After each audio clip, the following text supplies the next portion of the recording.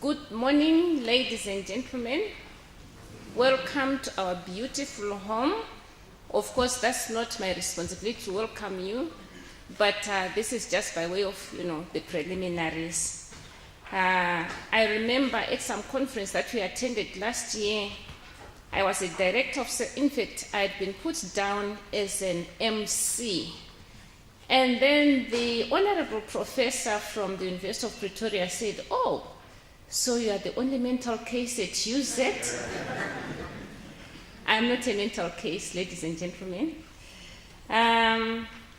We are here on a very special, program, very special occasion.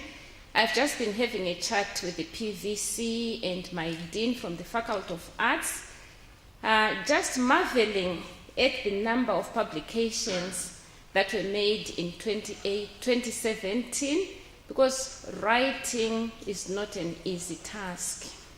So 20 publications is no mean achievement for those who have been in the business of writing. At this juncture, may I call upon the chairperson of the Publications Committee, Professor Stolenyang, to give the welcome and introduction remarks.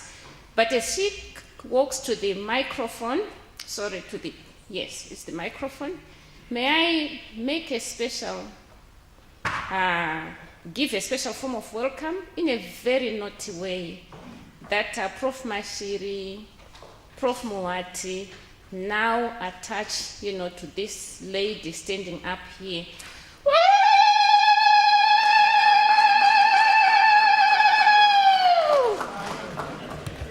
Would like to celebrate your coming here, ladies and gentlemen. Thank you. Good morning and welcome to this University of Zimbabwe book launch. Clearly, I cannot match that. But maybe I could, but no, let's not go there. So this is to welcome you to this launch. And again, you've heard that we have 20 books to launch. So we really thank you for coming and taking the time to be here. Let me recognize the presence of the Vice Chancellor, Professor Nyagura, our guest of honor, the Governor of the Reserve Bank, Dr. John Mangunja, and another distinguished guest as well, Mr. Dowe, who is the President of the Institute of Regional and Urban Planning. Then I recognize our Pro-Vice Chancellor, Professor Mashiri. I recognize the registrar, I don't know that he's joined us yet, Dr. Mtongoreni. Then I recognize our Mistress Master Director of Ceremonies, who's already made their presence well known here. I recognize the presence of Mrs. Chikonzo, the librarian. Recognize the presence of deans, directors, heads of institutions, chairpersons of departments, members of council, if they're amongst us here, members of Senate, the university, members of staff, and the university at large, and then indeed our distinguished guests. I understand that they're librarians from various institutions who've been invited here. So again, welcome. And therefore, this occasion we're marking today is the University of Zimbabwe Publications book launch. And with an eminent and distinguished Master of Ceremonies, I dare not compete any further. So I'll stop my welcome remarks here and welcome. Thank you. Thank you, Prof. Stolle, for the warm welcome. At this juncture, going by our program, we are going to have remarks by the authors. We have made it possible for us to have this special occasion that profiles not only our faculties, not only the University of Zimbabwe, but also our country and nation. From their publications, we actually noticed that the UZ is not just an ivory tower, a hub of knowledge production, wealth creation, and of course, problem solving, if we go by some of the titles of the books that we have. And on that note, may I call upon Professor Chabata? You have 3 minutes. And we are going to use the modern chronometer, not the African sun. Thank you. Thank you so much, Director of Ceremonies. Actually, 3 minutes is quite mean, because if we consider the amount of work that went into this book, I would need probably a day or two to talk about it. Our book is titled Zimbabwean Naming Practices, and it takes a sociolinguistic approach. This is a book that we co-edited with Professor Mashiri and Dr. Mamvura, and authors are actually drawn from UZ and other universities in the country.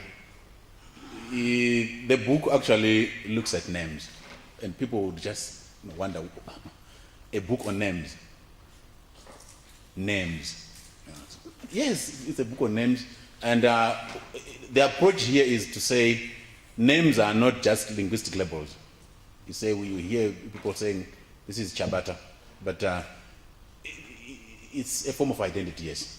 But why would we spend all our time to write about names? We are saying names are not labels. Names are a history on their own. You look at a name, place, be it a place name, be it a personal name, be it a nickname. It's a short history. It's more like a short but huge history, actually summarized in that small linguistic level. So we are saying, for us to understand ourselves better, we need to understand our names. For us to understand our names, we need to understand ourselves better. That's all we're doing in the book. Thank you so much. Thank you so much for coming up with such a wonderful publication. And the next, we're talking earlier on, the Prof VC said UZ's ranking is now at number 14. And I was overwhelmed. And how do we get that ranking without guided research? And I think this is where Professor Makwara's publication comes in so handy, because research is very scientific, and for us to get that kind of recognition, we do need the support, we do need the guidance. Prof. Makwara, would you like to come and speak a little bit about your book? Thank you.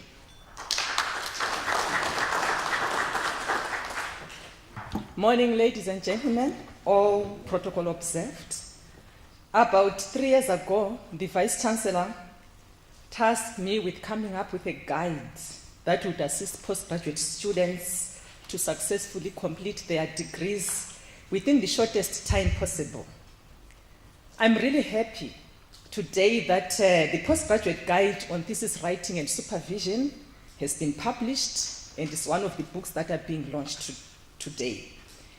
At the just ended postgraduate workshop, that was last week, I recall marketing this particular publication and telling the participants that it begins right at the beginning and ends right at the end.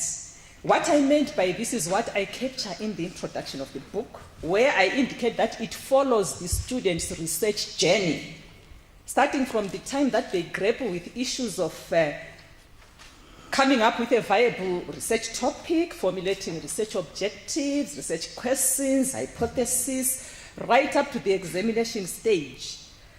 By way of availing information, posing questions, providing tips and hints, this book takes the students, as I said, from the beginning to the end, and addresses issues of supervision, research methodology, thesis writing, examiners' expectations, right up to viva stage. What is unique about this book? There are so many books on the market on postgraduate supervision and thesis writing. There are a few things, but I'll focus on just two. The first is that it gives prominence to the University of Zimbabwe researchers in the sense that it took on board their very valuable feedback across faculties. And then secondly, it draws insights from their work, the postgraduate presentations that they made on various aspects of research. And There are also face-to-face interviews that I conducted with a number of supervisors. And again, it gives prominence to University of Zimbabwe students, postgraduate students, particularly those that were doing their final year at the time that the data was compiled. And secondly, I belong to a school of thought that believes that simplicity is the hallmark of scholarship. Simplicity, not simple-mindedness. So this book, is very accessible to the target readership, and again, is very professionally edited. What am I saying? I'm saying this book is a must-have, which means it's a must-buy for all of us gathered here, postgraduate students, their supervisors, examiners, and even those that are aspiring to register for postgraduate studies. And finally, I understand that it is very affordable. At least I'm reliably informed that it's cheaper than a kg of beef. Therefore, I expect that we'll market it widely and that all of us gathered here will get a copy. Thank you. Thank you, Prof. Makwara, for giving us that summary about the book. How many of us would like to get the book? How many of us would like to get the book? I was going to expect, every hand to be up. I expect each one of you, when they leave the auditorium, we have our, sales people in the foyer. All you need to do is just to swipe. And you pay, it's something like, how much is it, Prof. Makwara?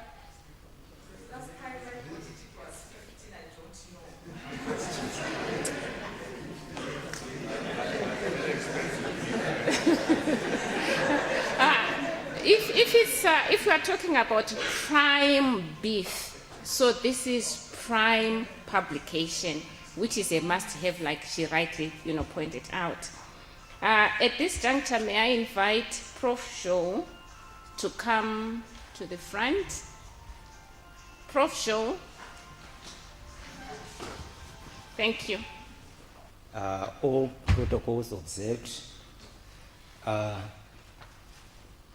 I'll be presenting on 2 books, so I just wanted to explain to the Master of Ceremonies that I will be using possibly 6 minutes.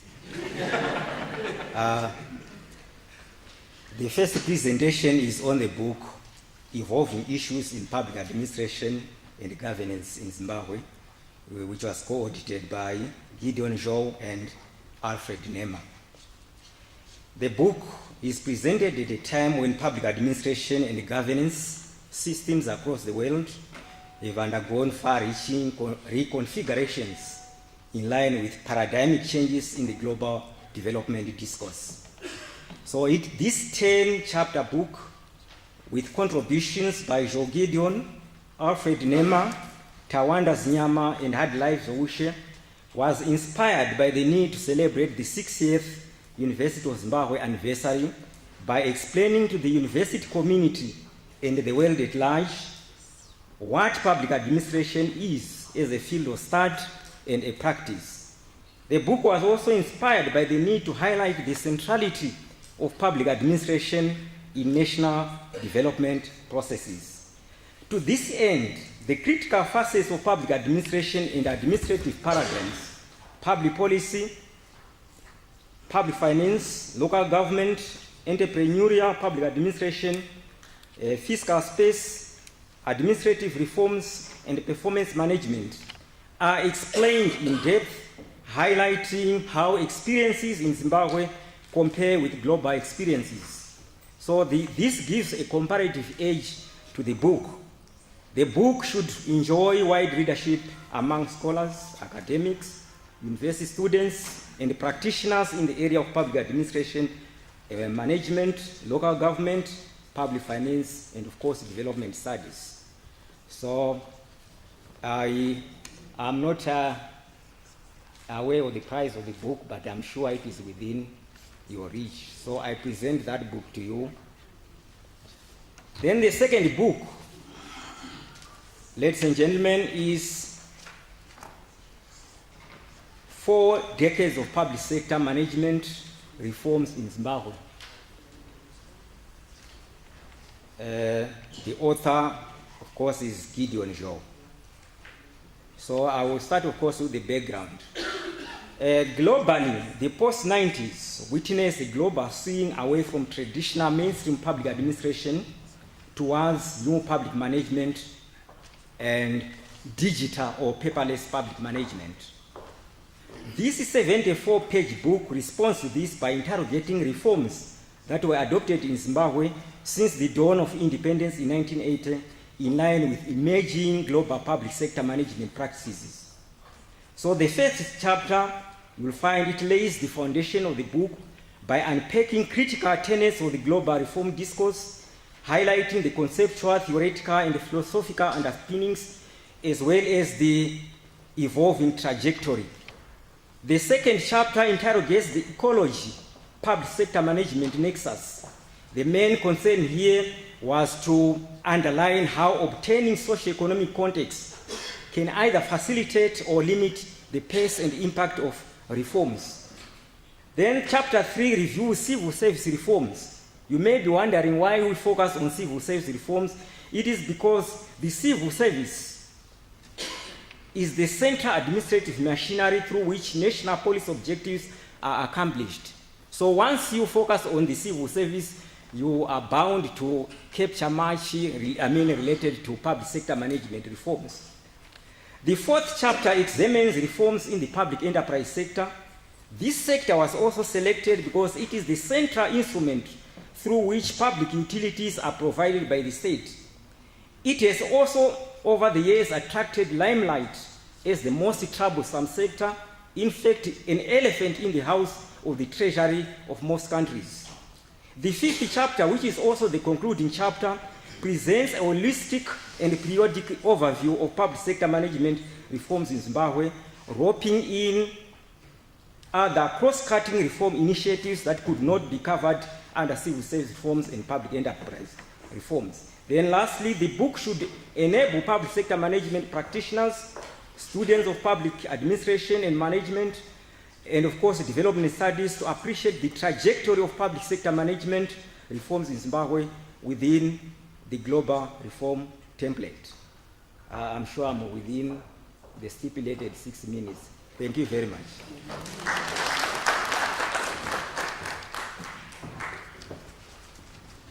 Thank you, Prof. Shaw, for managing your time expertly. The Dean of the Faculty of Commerce, Dr. Gumbe, will come and give a word or two concerning Dr. Mponda's publication. Thank you. Thank you, Master of Ceremony, Vice Chancellor, and all the senior managers of the University of Zimbabwe, our guest of honor, Dr. Mangudya, ladies and gentlemen.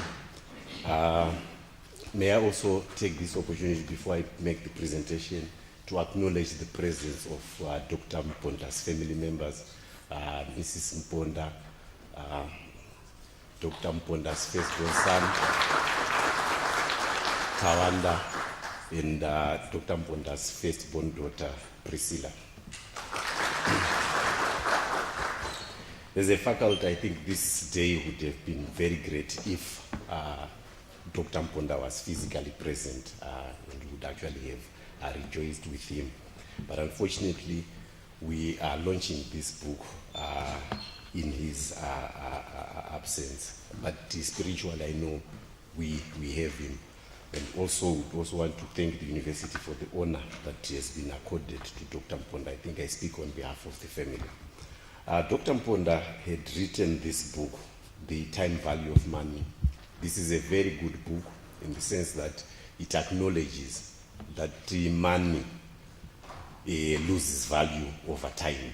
And therefore, it would be important and great for us not to hold on to the money, but to invest it.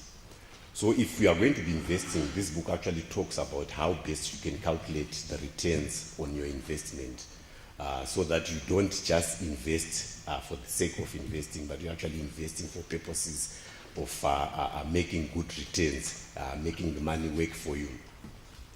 This book was written directly try and assist students of corporate finance.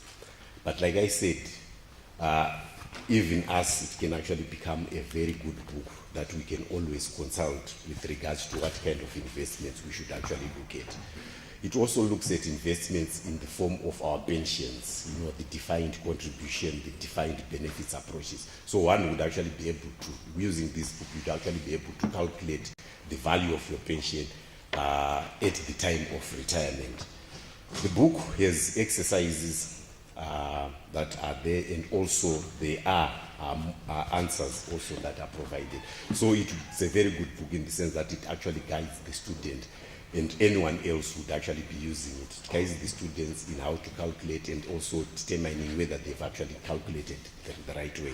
So I would urge all that are present to actually buy the book because it's not just for academic purposes, but it is a life tool that we can actually use. It's very short also. We are looking at around 90 pages, 4 chapters, but very critical chapters in our lives. As we all are working for purposes of investments. I don't think we are working for purposes of accumulating money, but we are working for purposes of investments that will yield benefits for our children and those that will survive after us. So this is a very good book. It actually teaches us on how to invest and which investments to make. Thank you very much.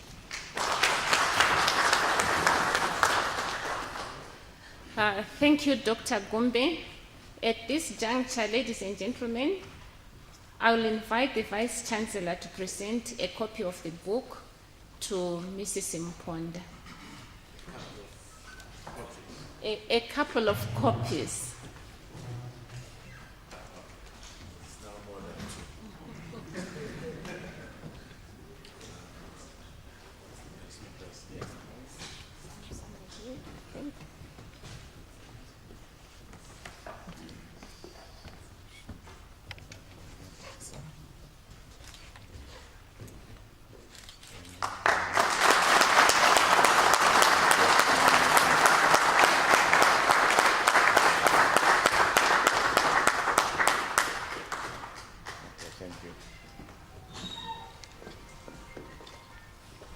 Mashita Prof Nyagura, Mashita Mai Mponda nekuuya nekunga muri pakati pedu panguva yakanakisisa zvakadai. Tatenda.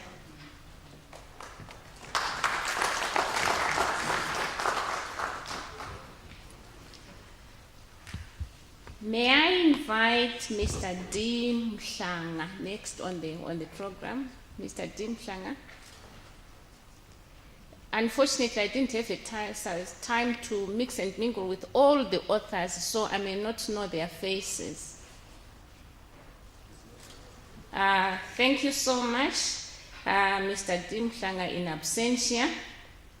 The other person who was supposed to come at this juncture is Dr. S. Kagela, but unfortunately, she won't be around. She's not here with us because of some bereavement in the family. And the same also applies to Prof. Vasileva. So if you look at your program where you have Prof. Vasileva, it means you also have another gap. In that respect, I'm going to invite Brigadier Dr. Chinyanganya to come and talk about the publication by Dr. Chikore. Brig, thank you. Chair, thank you very much indeed for the invitation. All protocols observed.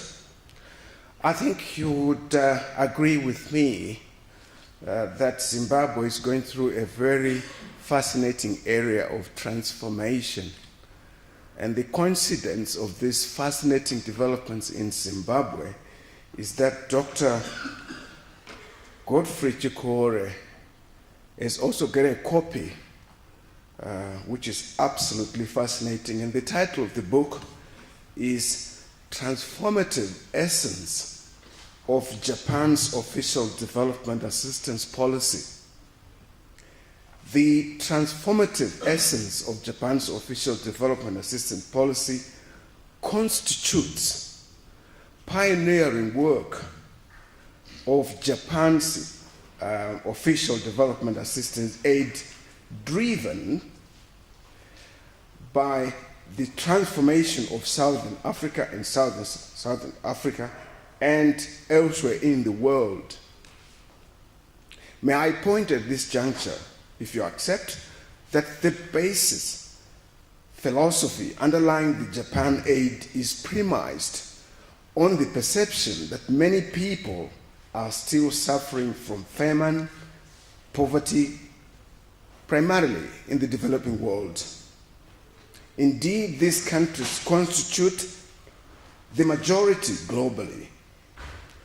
So, the humanitarian terms, the international community can hardly ignore this distressed socio-economic cultural predicament in the majority of the developing world